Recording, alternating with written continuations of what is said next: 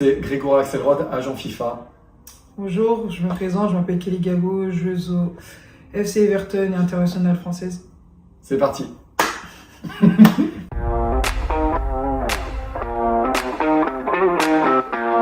C'est un jeune que j'avais amené à l'essai à Liverpool il y a 10 ans, qui m'a parlé de toi, qui m'a demandé si j'étais intéressé par ton profil. Donc comme tu étais une féminine, j'avais dit non au départ, parce que ça ne m'intéressait pas. Mais après, je lui ai dit quand même, envoie-moi le CV et les vidéos. Bon, le CV, il parle de lui-même, puisque tu as mis 20 buts en 22 matchs à Saint-Etienne. Ouais. Et après, j'ai vu une vidéo où je t'ai vu faire 3-4 accélérations. J'ai dit, oula, c'est qui cette fille-là? Et après, je lui ai dit, ok, mets-moi en relation avec elle. On a parlé, on a bien sympathisé, j'ai bien aimé ta mentalité. Et après, on a fait ton transfert à Parme. Ensemble, ouais. Donc c'était le premier deal qu'on a eu ensemble. Le premier des nombreux. Ouais, exactement. Et après, ça s'est accéléré. Ouais, voilà. Après, on a fait Parme, Nantes, Everton. Ça fait 3 transferts en 18 mois. Ouais. C'est beau, hein? Ouais, c'est beau.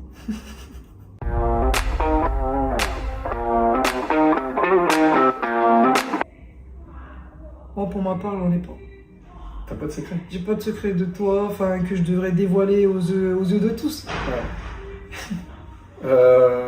Le secret, je pourrais dire qu'on est déjà allé à la muscu à minuit. Là, c'est un lourd secret, ça. Ouais. En fait, fallait dire juste la muscu, mais pas l'heure, tu vois. Mais ouais, on pourrait dire Et ça. on a des preuves vidéo. On a des vraies vidéos qui sont très, On a fait une bonne séance d'ailleurs. Yeah, on a fait une heure et demie. By night. Ouais, j'ai plus bossé après lui, je sais pas. Mais... Ouais, c'est plutôt pour faire des selfies. Mais ça va.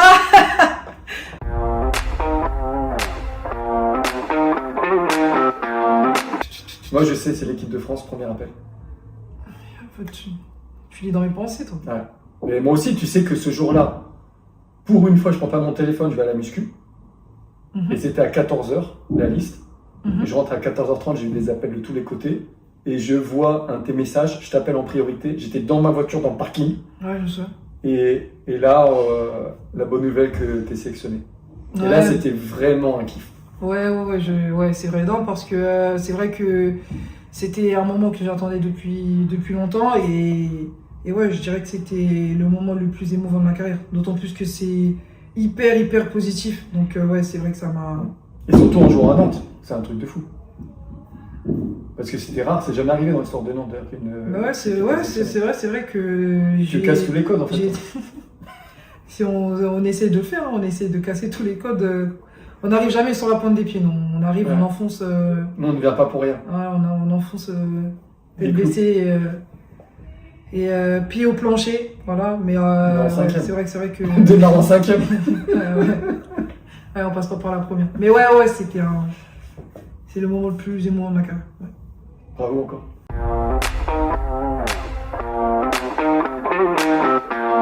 J'ai même pas besoin de répondre à On cette a question en fait fait, parce une qu'il connaît déjà la réponse. On a fait Pour une moi, j'ai pas finale besoin de- avec un arbitrage maison. Donc, clairement, il y a eu victoire de Kelly 5-4.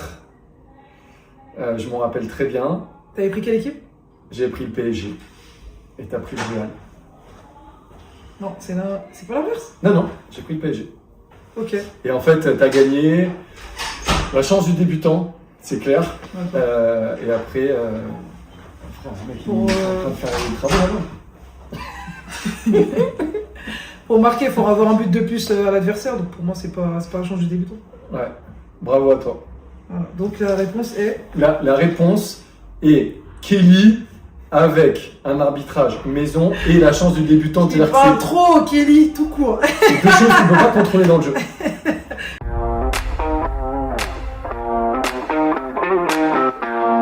Je le dis face caméra là. Vas-y. Si c'était dernièrement, tu peux le dire. Non, moi je sors pas. Jamais? Non, Pour les vacances? non, Quand t'étais jeune? non. Moi c'était que le ballon. Ah, il y a jamais eu beau de nuit? Jamais, frère. Ah, ça c'est bien. Et toi? Quand est-ce qu'il... Ah non, je suis sorti en boîte de nuit, mais je suis rentré 1h du mat. Donc Quand? en fait, le truc c'est ouvert à minuit et je suis reparti à 1h, mais c'était il y a 3 mois en dehors. Mais c'était pour faire plaisir à un pote qui venait. Ok, donc il y a 3 mois. Il y a 3 mois. Mais avant, ça faisait 10 ans. Ok. Donc tu c'est une peux fois aller en tous boîte les de 10 nuit. ans en fait. Ouais.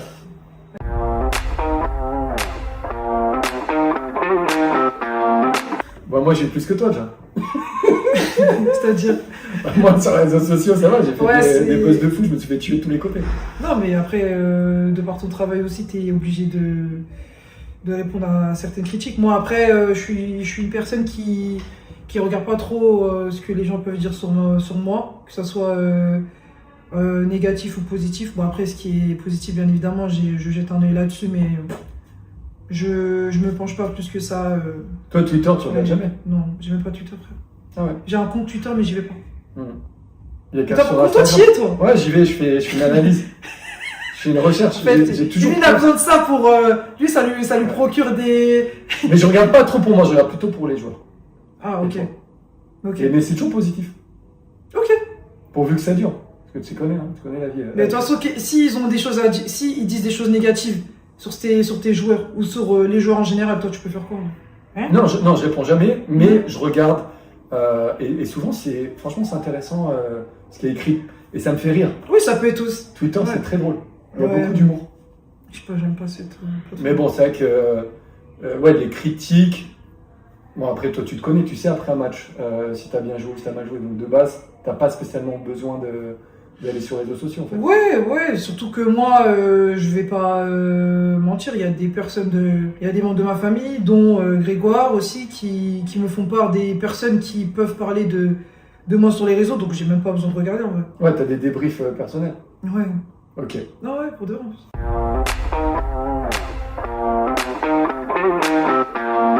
Alors, faut savoir que je suis attaquante. Donc, bien évidemment, pour que. Voilà. Quoi qu'il arrive, il faut que je sois décisive. Faut des stats. Il faut des statistiques. Voilà. Dans le monde dans lequel on vit à l'heure d'aujourd'hui, enfin, dans le sport dans lequel on vit à l'heure d'aujourd'hui, on parle beaucoup de statistiques. Donc, c'est vrai que j'aime beaucoup marquer, mais j'aime énormément aussi faire marquer mes coéquipiers. Voilà. Donc, tu préfères? Donc moi après, voilà, je suis une attaquante, donc je préfère marquer.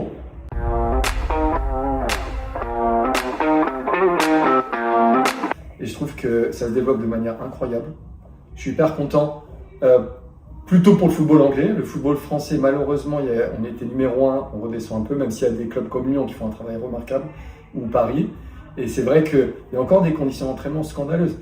Il y a des clubs en D1 française qui s'entraînent sur les synthétiques, tu vois, alors qu'elles sont professionnelles, ou elles s'entraînent le soir.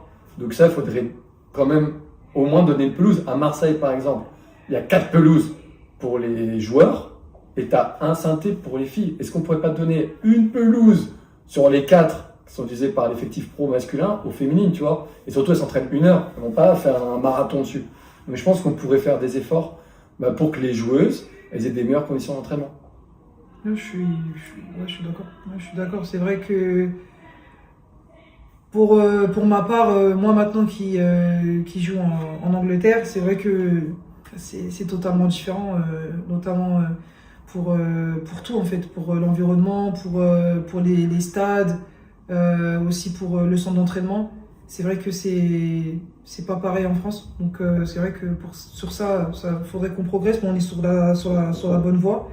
Et je sais qu'on va progresser encore et encore et que le football féminin va prendre encore plus d'ampleur dans les années à venir. Donc j'ai pas de soucis là-dessus niveau évolution. Ouais. Ouais. Il faudrait plus de zéro aussi au salaire. Après, ça c'est les présidents qui gèrent. Donc, Mais ouais, en tout cas, ça a beaucoup évolué entre-temps quand même. Tu parles de 2010 à maintenant. Ça a rien à Non, voir, moi tu j'ai vois. pas connu cette époque, mais tu vois, ça peut être incroyable. Ouais, exactement, tu vois. Donc il y a quand même eu un bon chemin.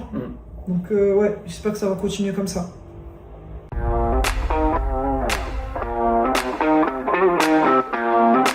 Bah, ça me fait chaud au cœur. Ça me fait chaud au cœur parce que faut savoir que je suis arrivée à Liverpool au mois de janvier avec ce monsieur ici présent qui s'est mis sur Beaucoup de beaux souvenirs. qui s'est mis sur son 31 pour accueillir le club, le coach, etc. Donc non, mais c'est vrai que avoir un chant à son nom, c'est vraiment extraordinaire parce que je pense que les supporters ressentent, même s'ils sont pas sur le terrain, mais c'est tout comme. C'est vraiment, comme beaucoup de personnes le disent, c'est vraiment le 12e homme sur le terrain. Ils apportent une force incroyable. Et c'est vrai qu'ils ont beaucoup de considération pour moi et ça me touche. Parce qu'ils voient les efforts que je fournis sur le terrain. Donc voilà, je suis pas une personne qui triche et c'est récompensé par le regard des supporters. Et c'est vrai que ça, c'est extraordinaire en tout cas. Parce que scander ton nom tout au long d'un match, alors que ça fait pas 1 an ou 2 ans que tu es dans le club, voilà, c'est beau. Ouais, t'es une nouvelle joueuse et tu joues dans un stade de 40 000 places, donc c'est la folie. Ouais, c'est incroyable, c'est incroyable. Il y a pas longtemps, on a joué contre Liverpool à Anfield. On a gagné 4-1 et c'est vrai que quand des supporters font le déplacement à Anfield et qui scandent ton nom, le nom de tes parents, notamment de ma maman, ouais, ça fait chaud au cœur. C'est ce qu'il y a de plus beau. Bah ouais. La reconnaissance des fans, c'est magnifique. Exactement. Ouais.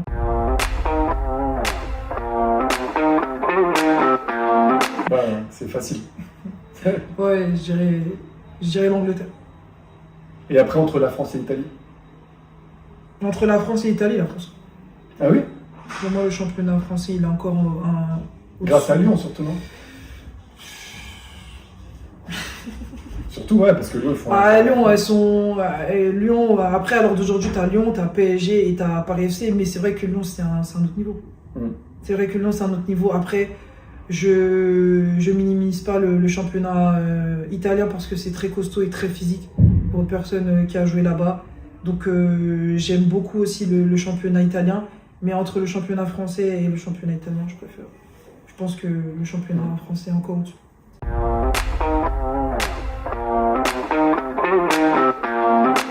Faut savoir que Liverpool, c'est une grande ville emblématique en Angleterre.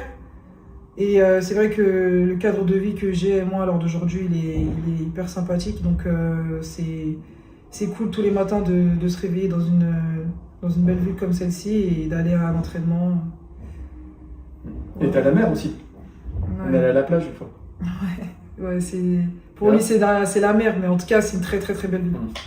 Bon, la mer, je vous conseille pas trop, il y a un peu de boue. J'ai perdu une chaussure, je crois. La boue. C'est vrai en plus, premier degré, c'est vrai, il a perdu sa chaussure. Faites attention, vous allez à la plage, n'y allez pas avec des chaussures.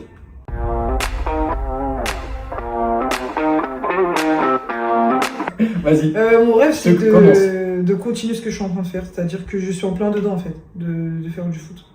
Donc là, tu es en train à la poursuite de ton rêve, tu continues en fait. Okay. Moi, je suis en plein dedans, moi. Ah oui, tu étais en plein rêve, c'est magnifique. Ouais. Moi, j'en ai un rêve aussi. Vas-y. C'est que j'ai un joueur ou une joueuse qui gagne le Ballon d'Or. Tu pourrais kiffer ou pas? On va tout faire pour, hein.